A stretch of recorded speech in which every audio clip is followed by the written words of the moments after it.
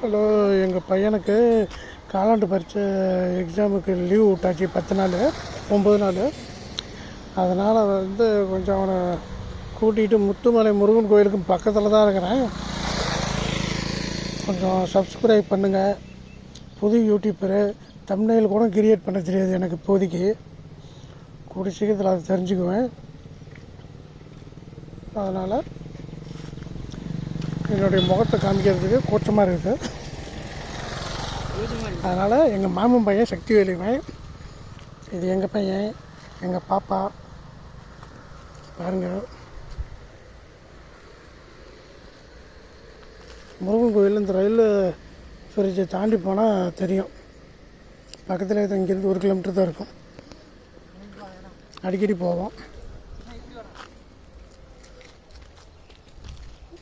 இங்கேருந்து காமிக்கிறேன் பாருங்கள்.